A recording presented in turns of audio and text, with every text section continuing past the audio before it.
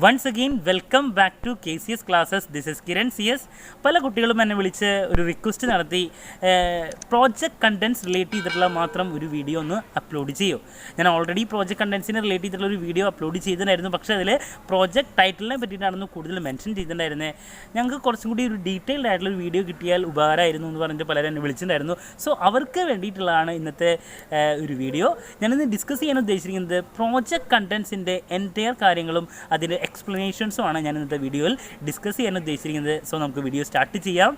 So ഒരു project start ചെയ്യുന്നത് title page വെച്ചാണ്. സോ നമ്പർ 1 ടൈറ്റിൽ പേജാണ്. ടൈറ്റിൽ പേജിൽ ആദ്യം നിങ്ങളുടെ പ്രോജക്റ്റിൻ്റെ ടൈറ്റിൽ എഴുതും. ദെൻ ഈ പറയുന്ന നിങ്ങൾ ഏത് യൂണിവേഴ്സിറ്റിയിലാണ് സബ്മിറ്റ് ചെയ്യണമെങ്കിൽ, കാലിക്കറ്റ് യൂണിവേഴ്സിറ്റി ആണെങ്കിൽ കാലിക്കറ്റ് യൂണിവേഴ്സിറ്റിയുടെ എംബ്ലം ഉണ്ടായിരിക്കും. ചിലപ്പോൾ റെഗുലർ കോളേജിലുള്ള കുട്ടികൾക്കൊക്കെ കോളേജിൻ്റെ എംബ്ലം ആയിരിക്കും വെക്കുക. ദെൻ നിങ്ങളുടെ ഇയർ, രജിസ്റ്റർ നമ്പർ, ഈ ഡീറ്റെയിൽസൊക്കെ ഇൻക്ലൂഡ് ചെയ്തിട്ടുള്ള പേജാണ് ടൈറ്റിൽ പേജ്. അതാണ് നിങ്ങളുടെ ഫ്രണ്ട് പേജ് പ്രോജക്റ്റിൻ്റെ. ദെൻ അതിനുശേഷം നെക്സ്റ്റ് വെക്കുന്നത് ഡിക്ലറേഷനാണ്. നിങ്ങൾ ഈ പ്രോജക്റ്റ് വേറെ ഒരു സ്ഥലത്ത് നിന്ന് കോപ്പി അടിച്ചിട്ടില്ല, നിങ്ങൾ തന്നെ ചെയ്തിട്ടുള്ളതാണ്, എൻ്റെ വർക്ക് തന്നെയാണെന്നുള്ളത് ഡിക്ലെയർ ചെയ്യലാണ് ഡിക്ലറേഷനിലുള്ള കണ്ടൻസ്. സോ ടൈറ്റിൽ പേജിന് ശേഷം നെക്സ്റ്റ് വരുന്നത് ഡിക്ലറേഷനാണ്. അതിനുശേഷം സർട്ടിഫിക്കറ്റ് ഫ്രം ഗൈഡാണ്. അത് പ്രൈവറ്റ് സ്റ്റുഡൻസിന് മിക്കതും അവൈലബിൾ ആവില്ല. റെഗുലർ സ്റ്റുഡൻസിനാണെങ്കിൽ നിങ്ങളുടെ ഗൈഡിൻ്റെ സർട്ടിഫിക്കറ്റ് ആയിരിക്കും ഉണ്ടാവുക. ഗൈഡിൽ സൈൻ ചെയ്തിട്ടുണ്ടായിരിക്കും ഈ പറയുന്ന കുട്ടി ഇവിടെ പ്രോജക്റ്റ് ചെയ്തിട്ടുണ്ടെന്ന് പറഞ്ഞൊരു സിഗ്നേച്ചറൊക്കെ വെച്ച് സർട്ടിഫിക്കറ്റ് ഫ്രം ഗൈഡ്. അതിനുശേഷം ഒരു ഓർഗനൈസേഷനിലാണ് നിങ്ങൾ പ്രോജക്റ്റ് ചെയ്ത് അവസാനിപ്പിച്ചിട്ടുള്ളെങ്കിൽ 21 days certificate from organisation available ആയിരിക്കും ആ ഓർഗനൈസേഷനിൽ നിന്ന്. സോ ഗൈഡിൻ്റെ സർട്ടിഫിക്കറ്റിന് ശേഷം നെക്സ്റ്റ് വെക്കേണ്ട വരാ സർട്ടിഫിക്കറ്റ് ഫ്രം ഓർഗനൈസേഷൻ ആയിരിക്കും. ഓക്കെ, ദെൻ അതിന് ശേഷമാണ് നമ്മൾ അക്നോളജ്മെൻറ്റ് വെക്കുക. അതിൽ നിങ്ങൾക്ക് ആർക്കൊക്കെയാണ് നന്ദി പറയാനുള്ളത്, ഗൈഡിനുണ്ടായിരിക്കാം. ദെൻ നിങ്ങളെ ഈ പ്രോജക്റ്റ് കംപ്ലീറ്റ് ചെയ്യാൻ നിങ്ങളെ ഹെൽപ്പ് ചെയ്തിട്ടുള്ള എല്ലാവരുടെയും പേരും, ചിലപ്പോൾ ദൈവത്തിന് നന്ദി പറയാം, എല്ലാ കാര്യങ്ങളും ഇൻക്ലൂഡ് ചെയ്യണമാണ് അക്നോളജ്മെൻറ്റിൽ. ഓക്കെ, സോ നെക്സ്റ്റ് വരുന്നത് അക്നോളജ്മെൻ്റ് ആണ്. ഓക്കെ, അതിന് ശേഷമാണ് ടേബിൾ ഓഫ് കണ്ടൻസ് വരുന്നത്. ഈ എൻറ്റയർ പ്രോജക്റ്റിൻ്റെ ഡീറ്റെയിൽസ് അല്ലെങ്കിൽ ഇൻഡെക്സ് ചെയ്യലാണ് ടേബിൾ ഓഫ് കണ്ടൻസിൽ. ചാപ്റ്റർ സ്കീമുകൾ അല്ലെങ്കിൽ ഏതൊക്കെ ചാപ്റ്ററുകളുണ്ട്, ലിസ്റ്റ് ഓഫ് ടേബിൾ, എല്ലാ ഡീറ്റെയിൽസും വരുന്നതാണ് ടേബിൾ ഓഫ് കണ്ടൻസിൽ. ഓക്കെ, ദെൻ ടേബിൾ ഓഫ് കണ്ടൻസിന് ശേഷം നെക്സ്റ്റ് വരുന്നതാണ് list of table.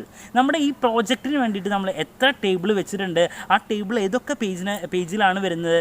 So table number 1 ഏത് പേജിലാണ്, table number 2, table number 3, entire ടേബിളിൻ്റെ ലിസ്റ്റാണ് നമ്മൾ ലിസ്റ്റ് ഓഫ് ടേബിൾ എന്ന് പറഞ്ഞിട്ട് വെക്കുന്നത് ടേബിൾ ഓഫ് കണ്ടൻസിന് ശേഷം.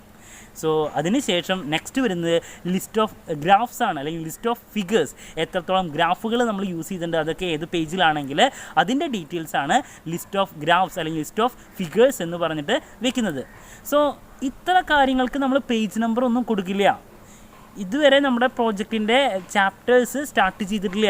സോ പ്രോജക്റ്റിൻ്റെ ചാപ്റ്റേഴ്സ് സ്റ്റാർട്ട് ചെയ്യുന്നതിനേക്കാൾ മുമ്പുള്ള കുറച്ച് കാര്യങ്ങളാണ് ഞാനിപ്പോൾ പറഞ്ഞത്. എന്തൊക്കെയാണ് ജസ്റ്റ് ഒന്ന് പറയുകയാണെങ്കിൽ, title page, declaration, certificate from guide, certificate from organisation, acknowledgement, table of contents, then list of table, then അതിനുശേഷം ലിസ്റ്റ് ഓഫ് ഫിഗേഴ്സ്. ഇത്രയാണ് ചാപ്റ്റർ സ്റ്റാർട്ട് ചെയ്യുന്നതിനേക്കാൾ മുമ്പ് നിങ്ങൾ ഇൻക്ലൂഡ് ചെയ്യേണ്ട കാര്യങ്ങൾ. ഇതിനൊന്നും പേജ് നമ്പർ ഉണ്ടാവില്ല. ഇതിന് ശേഷമാണ് നമ്മുടെ ചാപ്റ്റേഴ്സ് സ്റ്റാർട്ട് ചെയ്യുന്നത്. സോ 5 ചാപ്റ്ററാണ് ഒരു പ്രോജക്റ്റിന് ഉണ്ടാവുക. 5 ചാപ്റ്ററും 5 ചാപ്റ്ററിൽ ഇൻക്ലൂഡ് ചെയ്യേണ്ട എൻറ്റയർ ഡീറ്റെയിൽസാണ് നമുക്ക് നെക്സ്റ്റ് ഡിസ്കസ് ചെയ്യാനുള്ളത്. സോ നമുക്ക് സ്റ്റാർട്ട് ചെയ്യാം. ചാപ്റ്റർ നമ്പർ 1 എന്ന് പറയുന്നത് ഇൻട്രൊഡക്ഷൻ ആണ്. Chapter number 2 review of literature ആണ്. ചാപ്റ്റർ നമ്പർ 3 തിയററ്റിക്കൽ ഫ്രെയിംവർക്ക് അല്ലെങ്കിൽ കമ്പനി പ്രൊഫൈൽ ഓർ ഇൻഡസ്ട്രിയൽ പ്രൊഫൈലാണ് third chapter. Chapter number 4 data analysis and interpretation. Chapter number 5 finding, suggestion and conclusion. അതിനുശേഷം bibliography, then last appendix. ഇത്രയാണ് നമ്മുടെ entire details. നമുക്ക് 1 by 1 ആയിട്ട് കാണാം. So chapter number 1 ഇൻട്രൊഡക്ഷനാണ്. So ഇൻട്രൊഡക്ഷനിൽ ഒരു sub ഡിവിഷനായിട്ട് ഒരു 5-6 കണ്ടൻസ് വീണ്ടും ഇൻക്ലൂഡഡ് ആണ്. സോ ഇൻട്രൊഡക്ഷനിൽ ആദ്യം വരുന്നത് 1.1 ആയിട്ട് വരുന്നത് ഇൻട്രൊഡക്ഷൻ തന്നെയാണ്. സോ ചാപ്റ്റർ നമ്പർ 1 ഇൻട്രൊഡക്ഷൻ, അതിൽ ആദ്യം 1.1 ഇൻട്രൊഡക്ഷൻ. സോ നിങ്ങളുടെ സബ്ജക്റ്റ് എന്താണോ അതിനെപ്പറ്റിയുള്ള ബേസിക് തിയറി ആയിരിക്കും നിങ്ങൾ കൂടുതൽ ഇൻട്രൊഡക്ഷനിൽ ഇൻക്ലൂഡ് ചെയ്യേണ്ടി വരിക. So that is 1.1 introduction. Then 1.2 statement of the problem, research problem എന്താണോ നിങ്ങളുടെ ആക്ച്വൽ ഇഷ്യൂ എന്ന് പറയുന്നത് ഏരിയ ഓഫ് സ്റ്റഡി റിലേറ്റ് ചെയ്തിട്ട് എഴുതലാണ്, ഒരു പാരഗ്രാഫായിട്ട് എഴുതലാണ് സ്റ്റേറ്റ്മെൻറ്റ് ഓഫ് ദി പ്രോബ്ലത്തിൽ പറയേണ്ടത്. ഒറ്റ പാരഗ്രാഫ് മതി. That is statement of the problem. So 1.1 ഇൻട്രൊഡക്ഷന് ഒരു 2 പേജ് മിനിമം വേണ്ടി വരും, അല്ലെങ്കിൽ 1.5 പേജസോ അല്ലെങ്കിൽ 2 പേജസോ നമുക്ക് ഇൻക്ലൂഡ് ചെയ്യാം. Then statement of the problem ഒരു പാരഗ്രാഫ് മതിയായിരിക്കും. ഓക്കെ, ദെൻ അതിനുശേഷം ഒബ്ജക്റ്റീവ്സ് ഓഫ് ദി സ്റ്റഡിയാണ്. സ്പെസിഫിക്കേഷനാണ് ഒബ്ജക്റ്റീവ്സിന് വേണ്ട മെയിൻ ക്വാളിറ്റി. എന്താണോ നിങ്ങളുടെ ഒബ്ജക്റ്റീവ് എന്ന് പറയുന്നത്, അല്ലെങ്കിൽ 3-4 ഒബ്ജക്റ്റീവ്, മാക്സിമം 3, 2-3 ആയാലും നോ പ്രോബ്ലം. സോ അതാണ് നെക്സ്റ്റ് വെക്കേണ്ട objectives of the study. Then അതിനുശേഷം നെക്സ്റ്റ് വരുന്നത് ഒബ്ജക്റ്റീവ്സിന് ശേഷം സിഗ്നിഫിക്കൻസ് ഓഫ് ദി സ്റ്റഡിയാണ്. ഈ പറയുന്ന പ്രോജക്റ്റിൻ്റെ സിഗ്നിഫിക്കൻസ്, റിലവൻസ് എന്താണെന്നുള്ളതാണ് നെക്സ്റ്റ് വെക്കേണ്ട. ഒരു പാരഗ്രാഫോ 2 പാരഗ്രാഫോ ആയിട്ട് നിങ്ങൾക്ക് നിങ്ങളുടെ സിഗ്നിഫിക്കൻസ് എഴുതാം. ഓക്കെ, ദെൻ സിഗ്നിഫിക്കൻസിന് ശേഷം ദി മോസ്റ്റ് ഇമ്പോർട്ടൻറ്റ് ഏരിയ എന്ന് പറയുന്നത് റിസർച്ച് മെത്തഡോളജി ആൻഡ് ഡാറ്റാബേസ്. എന്താണ് നിങ്ങളുടെ മെത്തഡോളജി, ഏതൊക്കെ മെത്തേഡ്സാണ് നമ്മളതിൽ യൂസ് ചെയ്യുന്നത്, അതാണ് ഈ പറയുന്ന മെത്തഡോളജിയിൽ വരുന്നത്. സാമ്പിളിംഗ് ഡിസൈൻ അല്ലെങ്കിൽ സാമ്പിൾ സൈസ് എത്രയാണ്, സാമ്പിളിംഗ് ടെക്നിക്ക് എന്താണ്, അതേപോലെ തന്നെ tools for data analysis and interpretation. ഈ പറയുന്ന കാര്യങ്ങളൊക്കെയാണ് മെത്തഡോളജിയിൽ വരുന്നത്. മെത്തഡോളജിയിൽ എന്തൊക്കെ ഇൻക്ലൂഡ് ചെയ്യണം എന്നുള്ളൊരു വീഡിയോ ഞാൻ ഓൾറെഡി അപ്ലോഡ് ചെയ്തിട്ടുണ്ട്.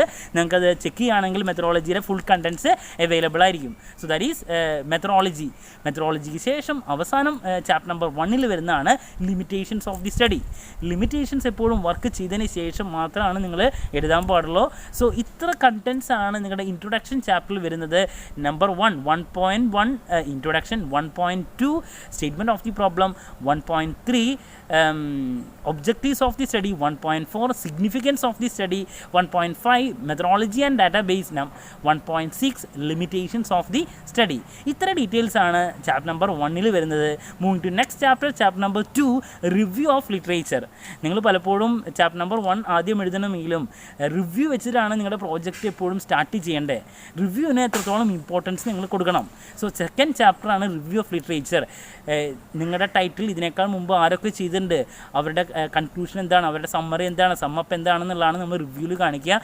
റിവ്യൂ എത്രത്തോളം നന്നാവണോ നമ്മുടെ വർക്ക് അത്രത്തോളം നന്നാവും. സോ ഒരു PG പ്രൊജക്റ്റൊക്കെ ആണെങ്കിൽ, ഡിഗ്രി പ്രൊജക്റ്റ് ഒക്കെ ആണെങ്കിൽ ഒരു 10-15 റിവ്യൂ വെക്കുന്നത് വളരെ നന്നായിരിക്കും. റിവ്യൂ റിലേറ്റ് ചെയ്തിട്ടൊരു വീഡിയോ ഞാൻ ഓൾറെഡി അപ്ലോഡ് ചെയ്തിട്ടുണ്ട്. നിങ്ങൾക്ക് കണ്ടു കഴിഞ്ഞാൽ എന്താണ് റിവ്യൂവിൻ്റെ ഇമ്പോർട്ടൻസ് ഒക്കെ എന്തൊക്കെയാണെന്നുള്ളതിൽ കാണാൻ സാധിക്കുന്നതാണ്. സോ ചാപ്റ്റർ നമ്പർ 2 ആണ് review of literature. Then chapter number 3 theoretical framework അല്ലെങ്കിൽ company profile or industrial profile. ഒരു ഓർഗനൈസേഷനിലാണ് നിങ്ങളുടെ പ്രോജക്റ്റ് ചെയ്യണമെങ്കിൽ നിങ്ങൾ കമ്പനി പ്രൊഫൈലും ദെൻ ഇൻഡസ്ട്രി പ്രൊഫൈലും വെക്കേണ്ടി വരും. ഫോർ എക്സാമ്പിൾ, ഞാൻ ധനലക്ഷ്മി ബാങ്കിലാണ് എൻ്റെ പ്രോജക്റ്റ് ചെയ്യണമെങ്കിൽ കമ്പനി പ്രൊഫൈലിൽ ധനലക്ഷ്മി ബാങ്കിൻ്റെ എൻ്റയർ ഡീറ്റെയിൽസും ദെൻ ഈ പറയുന്ന ഇൻഡസ്ട്രി പ്രൊഫൈലിൽ നമ്മുടെ ബാങ്കിങ് ഇൻഡസ്ട്രിയുടെ ഡീറ്റെയിൽസ് ആയിരിക്കും ഞാൻ വെക്കേണ്ടി വരാം.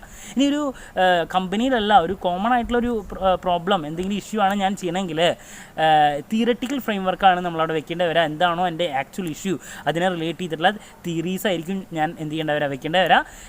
സോ ഒരു 8 മുതൽ 10 പേജ് വരെ നമുക്ക് തേർഡ് ചാപ്റ്ററിൽ ഇൻക്ലൂഡ് ചെയ്യേണ്ടി വരും, തേർഡ് ചാപ്റ്ററിന് വേണ്ടി വരും.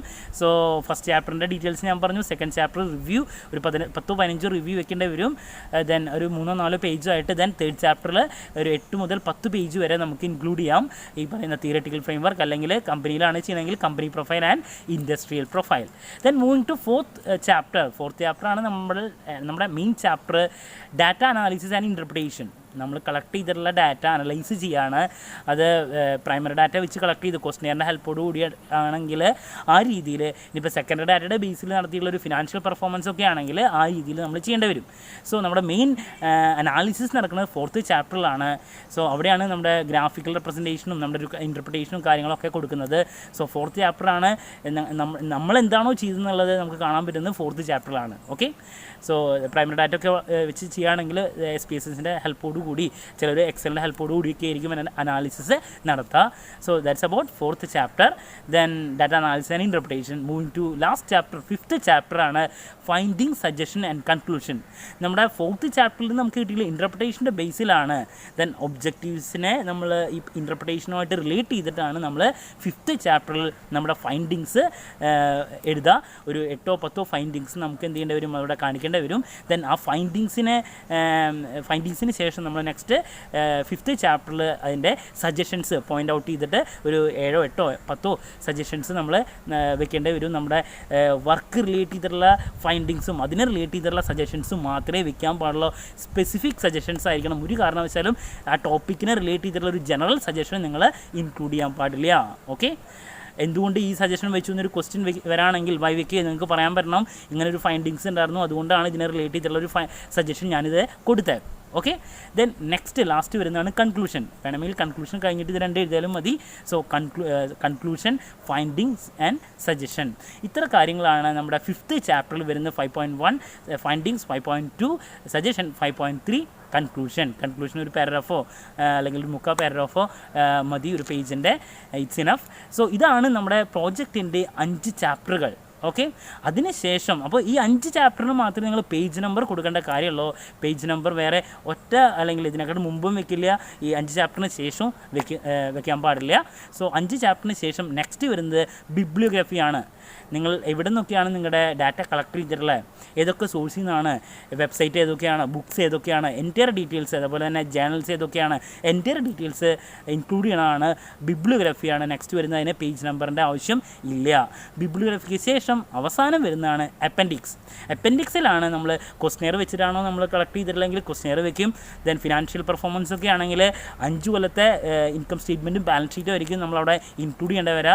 അതായിരിക്കും നമ്മൾ ലാസ്റ്റ് അപ്പൻഡിക്സിൽ ഇൻക്ലൂഡ് ചെയ്യേണ്ടി വരിക. എങ്ങനെ എന്തൊക്കെ വെച്ചിട്ടാണ് നമ്മൾ ഡാറ്റ കളക്ട് ചെയ്തിട്ടുണ്ടെങ്കിൽ സോഴ്സ്, അതാണ് നമ്മൾ അപ്പൻഡിക്സിൽ ഇൻക്ലൂഡ് ചെയ്യുക. ക്വസ്റ്റ്യർ ആവാം, അല്ലെങ്കിൽ 5 കൊല്ലത്തെ ഫിനാൻഷ്യൽ സ്റ്റേറ്റ്മെൻറ്റ്സ് ആയിരിക്കാം. ഓക്കെ, സോ ഇതാണ് ഒരു പ്രോജക്റ്റിൻ്റെ എൻ്റയർ കണ്ടൻസ് ഡീറ്റെയിൽസ്. സോ ഇപ്പോൾ കുട്ടികൾക്ക് എല്ലാ അല്ലെങ്കിൽ പ്രോജക്റ്റ് കണ്ടൻസിൻ്റെ എൻ്റയർ കാര്യങ്ങൾ ക്ലിയർ ആയെന്ന് വിചാരിക്കുന്നു.